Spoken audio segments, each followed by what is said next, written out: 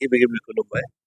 दिनैहाय बिजानि थामथि खेब जे बे हारिमु बादायलायनाय बा मोनाबिलि हारिमु दिन्थिफुंनाय बे हाबाफारियाव बाहागो लानो मोननानै खुब गोजोननाय मोनदों आरो गिबि गिबि आङो आंनि गोसो गोरबोनि बिथांमोनखौ बा बिथां उद्दक्तामोनखौ आङो आंनि गोसो गोरबोनि मोजां मोननाय हरनायखौ जासिदों आरो लोगोसेयैनो आसा खालामदों निस्सय जों बयबो बे 1433 मायथाइया जाहाथे जों बयनिबो मोजां मोनसे बोसोर बा मोजां मोनसे बे 2465 दिना जाहाथे मोजां मोनसे दिन जानानै थाथों बेनि थाखाय आं इसोरनि खाथियाव आशीर्बाद बिबाय आरो आसा खालामदों मिजिंथिदों जोंनि हारिमु सिबियारिफोरनि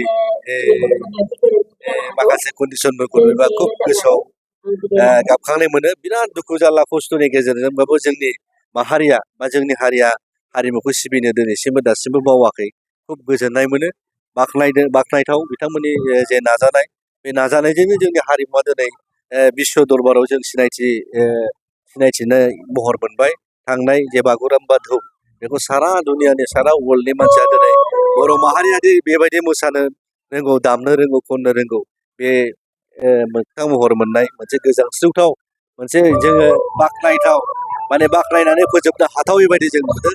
खुब गोजोननाय मोनो जाय बिथांमोना हारिमु सिबियारि बिथांमोनखौ आं बाख्नायगोन बिथांमोनखौ आं सेलिउट खालामगोन। फैबाय थागोन समाव निस्सय बिथांमोना जोंनि जाथिखौ गोजौ फारसे बा हारिमुखौ लानानै जाथिखौ गोजौ फारसे लांबाय थानो हाथों आं बेखौ आसा खालामदों।